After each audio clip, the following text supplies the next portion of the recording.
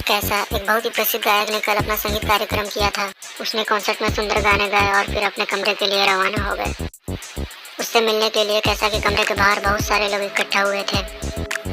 कुछ समय बाद वह अपने कमरे में मृत पाई गई। ऐसा लग रहा था कि कैसा ने अपने हथियारों के साथ लड़ाई लड़ी। डिटेक्टिव मेहुल को उसकी हत्या की जांच करने के लिए बुलाया गया। मेहुल ने पाया कि कैसा ने कॉन्सर्ट के बाद अपने कुछ फैंस से मुलाकात की थी। मेहुल ने उनसे पूछताछ की। फैन 1, मैं कैसा की बहुत बड़ी फैन हूँ। हमने कुछ देर बात की और एक सेल्फी ली, फिर मैं चले गई।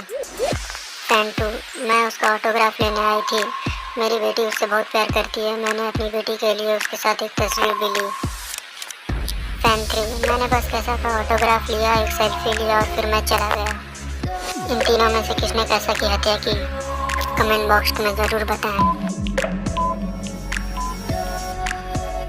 और आंसर है फैन 2।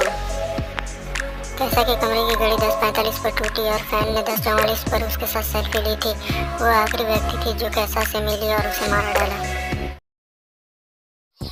मिस्टर टीम और उनका परिवार समुद्र तट पर मजेदार समय बिता रहे थे और खेलते वक्त गेंद पेड़ों में खो गई।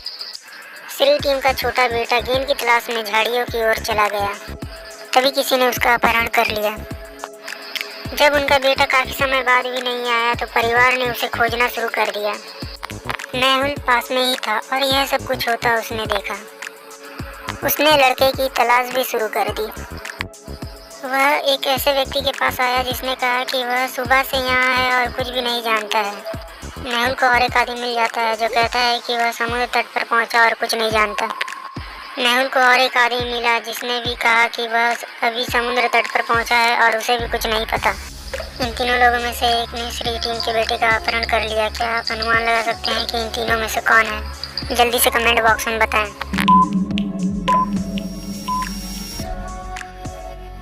और इसका सही जवाब है नंबर 1, क्योंकि श्री टीम और उनके परिवार ने एक ही टोपी पहनी हुई थी जिसे पहने हुए हैं। उसने लड़के से टोपी ली और उसे पहना। वह अपहरण करता है। साईगाज के बेटे को एक सप्ताह से अस्पताल में एडमिट करवाया गया था।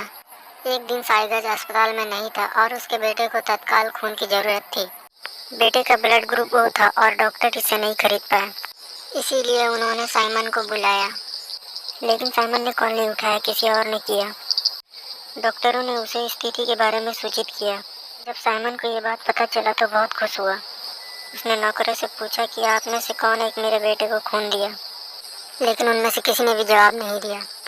पहले नौकर ने कहा, मेरा खून गंदा है, मैं आपके बेटे को खून दान नहीं कर सकता। दूसरे नौकर ने कहा, मेरा खून भी पॉजिटिव है, मैं कैसे आपके बेटे को दान कर सकता हूँ। और फिर तीसरे नौकर ने कहा, मुझे खून की कमी है, मैं आपके बेटे को दान नहीं कर सकता। चौथे नौकर ने कहा, मेरा खून O पॉजिटिव है, मैं आपके बेटे को दान नहीं कर सकता।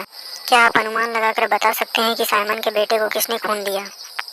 जल्दी से कमेंट बॉक्स में बताएं। और इसका आंसर है 4, क्योंकि चौथे नंबर का खून O पॉजिटिव है और साइमन के बेटे का भी O। इसका मतलब साइमन के बेटे को चौथे नौकर ने खून दिया।